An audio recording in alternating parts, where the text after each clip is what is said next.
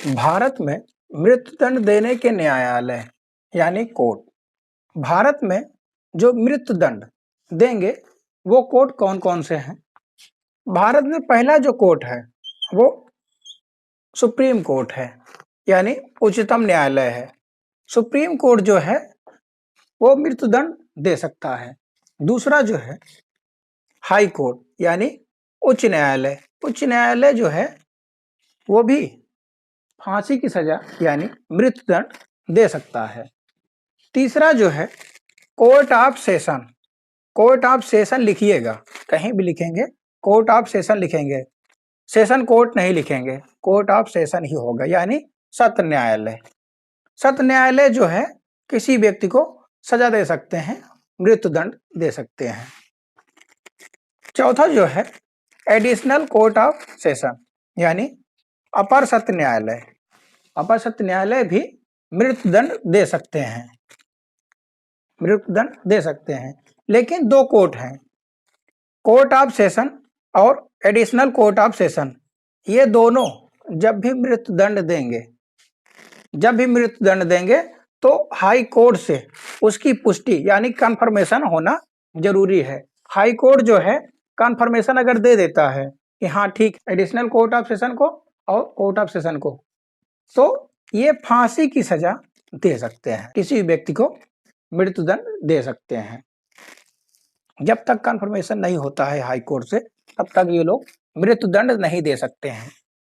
CrPC में मृत्युदंड का प्रावधान, सीआरपीसी में भी कुछ मृत्युदंड का प्रावधान किया गया है। धारा 28 ये बताती है high court, court of session और एडिशनल कोर्ट ऑफ सेशन ये सब जो है मृत्युदंड दे सकते हैं। सीआरपीसी की धारा 354(3) में ये बताया गया है अगर किसी को मृत्युदंड देना है तो कोई स्पेशल रीजन लिखना पड़ेगा, विशेष कारण लिखना पड़ेगा, तभी मृत्युदंड मान्य होगा।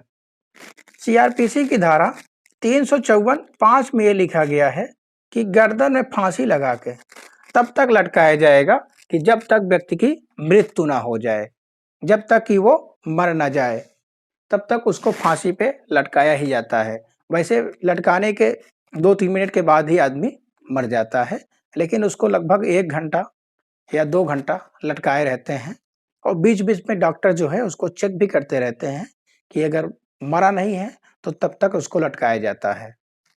अगर मर भी जाता है, कुछ व्यक्ति होते हैं जो इतना अभ्यास कर लेते हैं कि गर्दन में अगर फांसी लगा दी जाए तो उनको कोई असर नहीं पड़ता है, इसलिए तब तक लटकाया जाता है जब तक कि उसकी मौत ना हो जाए।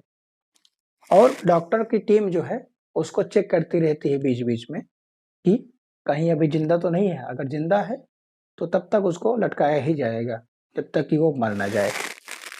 सीआरपीसी की धारा 413 ये बताती है अगर सत्र न्यायालय और अपर सत्र न्यायालय द्वारा मृत्युदंड दे दिया गया है, हाई कोर्ट द्वारा उसकी पुष्टि हो गई है, तो कोर्ट ऑफ सेशन और additional court of session death warrant जारी कर सकते हैं। सीआरपीसी की धारा 414 ये बताती है कि अगर हाई कोर्ट में किसी ने अपील कर दी या रिव्यू के लिए भेज दिया है और उसका जो है अपील या रिव्यू का डिसीजन दे दिया गया है तो डेथ वारंट जारी कर सकते हैं, डेथ वारंट जारी कर सकते हैं। सीआरपीसी की धारा 416 ये बताती है अगर कोई महिला है, सजा देते समय अगर वो महिला गर्भवती पाई जाती है, प्रेग्नेंट पाई जाती है, तो हाई कोर्ट जो है उस महिला की सजा को आजीवन कारावास में बदल देगा, बदलने के लिए बाध्य है। ये सीआरपीसी की धारा 416 बताती है कि हाई कोर्ट जो है उस महिला की सजा को आजीवन कारावास में बदलेगा, बदलने के लिए बाध्य है यहाँ हाई कोर्ट। सीआरपीसी के सेकेंड अनुसूची यानी शेड्यूल के संख्या 42 में डेथ वारंट के बारे में बताया गया है। डेथ वारंट में कोई जेल का एक जेलर है, कोई एक जेल का जेलर है, डेथ वारंट में इसी जेलर को ही वारंट जारी होता है कि आपके जेल में जो भी कैदी बंद है उसको इस डेट पे फांसी की सजा दे दी जाए, उसको इस डेट पे फांसी की सजा दे दी जाए। ये वारंट जो है डायरेक्ट जेलर को होता है, ये वारंट जो है जेलर को होता है, ना कि कैदी को नहीं होता है। ये वारंट जेलर को होता है, कैदी को नहीं होता है। जेलर को यह आदेश दिया जाता है कि आप इतने तारीख को इस व्यक्ति को फांसी पे लटका दीजिए और वारंट का निष्पादन कर दीजिए। धारा 53 में अगली जो सजा है वो आजीवन कारावास है, यानी लाइफ इम्प्रिजमेंट। आजीवन कारावास में व्यक्ति जब तक जीवित रहता है तब तक का कारावास दिया जाता है। तीसरा जो है वो निश्चित कर दिया गया है, यानी रिपील कर दिया गया है 1949 में। चौथा जो है कारावास। कारावास में दो तरीके की सजा होंगी, एक होता है सादा और दूसरा होता है कठोर। सादे में कोई काम नहीं कराया जाता, कठोर में काम कराया जाता है। ये मान लीजिए ये कोई जेल है, मान लीजिए ये कोई जेल है और इसी जेल में कोई जा रहा है तो उसी जेल में उससे काम कराया जाएगा। जेल का जो एरिया होता है यानी उसकी बाउंड्री होती है वो बहुत बड़ी होती है। अगर जो व्यक्ति जैसा भी होता है उससे वैसा ही काम कराया जाता है। अगर मोटे ताजे हैं तो उनसे आटा गुथवाया जाएगा, और भाई जेल में जो है आटा जो हाथों से नहीं गूंथा जाता, पैरों से गूंथा जाता। अब कई जगहों पे मशीनें भी लग गई हैं आटा गूंथने की, लेकिन पहले जो है पैरों से ही गुथवाया जाता था आटा। तो कुछ काम कराया जाएगा, फूलों में पानी डलवाया जाएगा, खेती कराया जाएगा, भैंसों का काम कराया जाएगा। ये सारे काम जो है जो जिस लायक होगा उससे वही काम कराया जाएगा जेल में। पांचवा जो है प्रॉपर्टी। पांचवी जो सजा है वो प्रॉपर्टी है, किसी से प्रॉपर्टी छीन ली जाएगी। मान लीजिए उसका खेत है तो उससे ले लिया जाएगा उसका खेत, तो ये भी एक सजा हो गया। छठवीं जो सजा है वो जुर्माना है। जुर्माना का मतलब यह है कि फाइन। मान लीजिए आप बाइक ले जा रहे हैं और यहाँ पे रेड लाइट है, रेड लाइट है, आपने उस रेड लाइट को क्रॉस कर दिया तो क्या हो जाएगा, आपके घर पे चालान आ जाएगा, ऑनलाइन चालान आ जाएगा और जुर्माना आपको भरना पड़ेगा।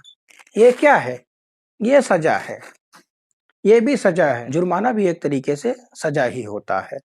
दंड और दंडादेश में अंतर, difference between punishment and sentence. दंड और दंडादेश। दंड में जैसे आईपीसी की धारा 380 को देखते हैं। 380 में यह है कि अगर कोई व्यक्ति घर में चोरी करता है तो उसको 7 साल तक की सजा मिल सकती है, उसको 7 साल तक की सजा मिल सकती है, ये दंड होता है। दंडादेश में आईपीसी की धारा 380 को ही लेते हैं, इसमें किसी को 3 साल की सजा मिल गई तो ये क्या हो जाएगा, ये दंडादेश हो जाएगा, ये दंडादेश हो जाएगा। 3 साल की सजा मिली, टोटल सजा कितनी थी, 7 साल तक की सजा थी, लेकिन सजा जो है 3 ही साल तक की मिली तो इसको दंडादेश बोलते हैं। अगली जो धारा है वो 53A। 53A जो है 1955 में जोड़ा गया।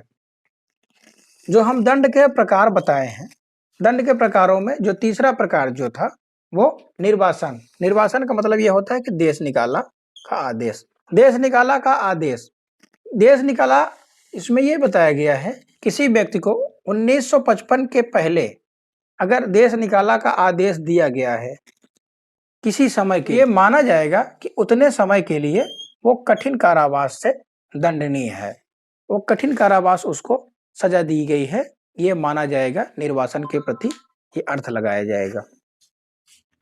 अगली जो धारा है 54 है, इसमें मृत्यु दंडादेश का लघुकरण, यानी मृत्यु दंडादेश को कम कर दिया जाता है। मृत्यु दंडादेश को कम करने का राइट जो है वो सरकार को है। एक समुचित सरकार होती है, समुचित का मतलब ये होता है एप्रोप्रिएट। एप्रोप्रिएट सरकार जो है वो मृत्यु दंड को क्षमा कर सकती है। के.एम. नानावटी के मामले में पहली बार राष्ट्रपति ने आर्टिकल 72 का यूज किया। 72 का यूज करके के.एम. नानावटी को क्षमा कर दिया गया है। एक इसी पे एक मूवी भी बनी है, रुस्तम मूवी। अगली जो धारा है 55 है। 55 ये बताती है आजीवन कारावास का लघुकरण। आजीवन कारावास का लघुकरण कोई समुचित सरकार कर सकती है, एप्रोप्रिएट गवर्नमेंट कर सकती है। और ये जो सजा होगी 14 साल से ज्यादा नहीं होगी। अब अगर कम करती है, अगर उसका लघुकरण किया जाता है, उसको कम किया जाता है, तो अब सजा जो है 14 साल से अधिक नहीं होगा। अगली जो धारा है 55A। 55A में समुचित सरकार की परिभाषा बताई गई है, एप्रोप्रिएट गवर्नमेंट की परिभाषा बताई गई है।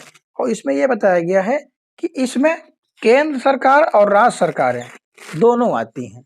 केंद्र सरकार, राज्य सरकार दोनों आती है समुचित सरकार में, एप्रोप्रिएट गवर्नमेंट में।